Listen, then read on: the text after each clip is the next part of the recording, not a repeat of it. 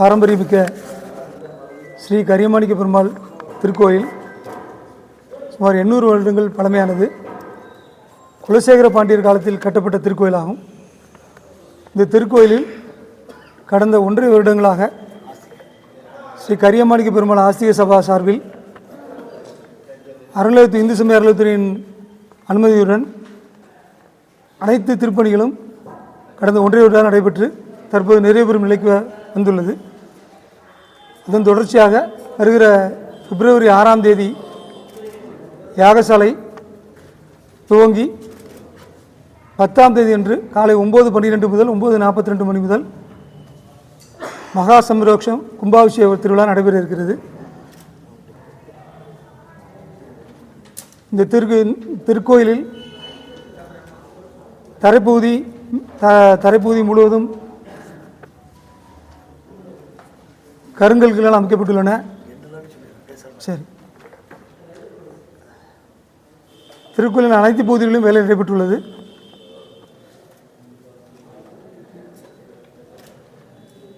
மேல் தலைத்தளம், வாகனங்கள், water wash திருக்கோயில் முழுவதும் கம்ப்ளீட்டாக திருப்பி ஒரு புதிய திருக்கோயில் நிர்மாணிக்கும் அளவிற்கு ஒரு பெரிய அளவில் வேலை நடைபெற்றிருக்கு.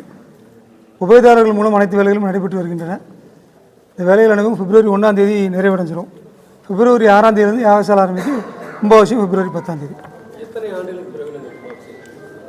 கடந்த கும்பாபிஷேகம் 2006ஆம் ஆண்டு நடைபெற்றது. 2006 நடைபெற்ற கும்பாபிஷேகத்தில் முழுமையான திருப்பணிகள் நடைபெறலை. கிட்டத்தட்ட 1956க்கு அப்புறம் இப்போ தான் முழுமையாக திருப்பணிகள் நடைபெறுது.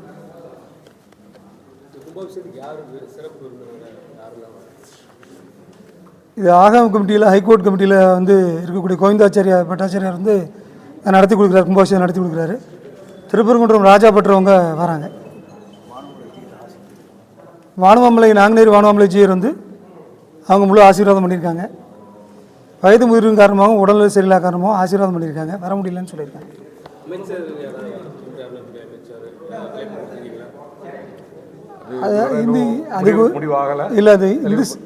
இந்து சமய அறநிலையத்துறை சார்பாக அது சம்மந்தமான முடிவுகள் முதல் வாரத்தில் தான் தெரியும். யார் யார் வராங்க, என்ன விஷயங்கிறது அவங்க முடிவு பண்ணி சொல்கிறத பொறுத்து நம்ம செய்ய போகிறோம்.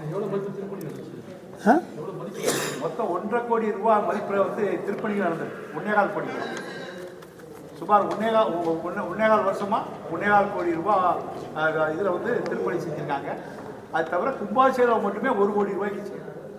ஏன்னா யாகசாலைக்கு மட்டுமே 36 லட்ச ரூபா ஆகுது. யாகசாலை சம்பாவனை எல்லாம் தெரியும் 36 லட்ச ரூபா ஆகுது. அது தவிர அன்னதானம் மற்ற எல்லா ஊருக்கும் பந்தல் உரிமை எல்லாமே சேர்த்து கிட்டத்தட்ட 1 கோடி ரூபா ஆகும். கிட்டத்தட்ட ஒரு 5000 பேருக்கு மேலே அன்னதானம் பண்ணுற மாதிரி 5000 பேருக்கு பண்ணுறதா மாதிரி இருக்கும். அன்னதானம் 2 திருமண மண்டபங்கள் வச்சு நடக்கு. திருநெல்வேலி டவுனில் இந்த சொர்ண மகாலையும் சொக்கலிங்க மண்டபத்தையும் வச்சு நடக்கு. காலையில் கும்பாபிஷேகம் நிறைவு பெற்ற பின்னர் 10 மணிக்கு துவங்கி மதியம் 3-4 மணி வரைக்கும் அன்னதானம் நடைபெறும். நன்கொடை நம்ம கவர்மெண்ட் வசூல் பண்ண முடியல. அதனால கேட்டால் கொடுத்தாலும் நான் வாங்கிடுவோம். இது அன்னதானத்துக்கு இந்த மாதிரி எல்லாமே எப்படின்னா திருப்பணிகள் அனைத்துமே உபயதாரர்கள் வச்சு தான் நம்ம செய்கிறோம். உபயதாரர்கள் வச்சு செய்கிறோம்னா அதே மாதிரி எல்லா விஷயங்களுமே உபயதாரர் வச்சு தான் நடத்துகிறோம்.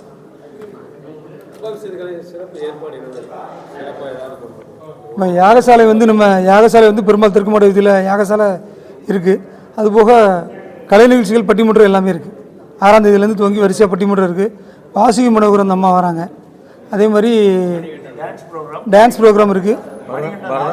பரதநாட்டியம் ஒருத்தர் பேசுகிறேன். திருமண மண்டபத்தில் வச்சு நடக்குது. அன்னதானத்துக்கு பொதுமக்கள் யாருனாலும் அன்னதானத்துக்கு பங்கெடுக்கக்கூடியவர் யாருனாலும் பங்கெடுக்கலாம். இந்த நம்ம திருக்கோயிலுக்கு ஆஃபீஸ் ஒன்று வெளியே இது பண்ணியிருக்கோம்.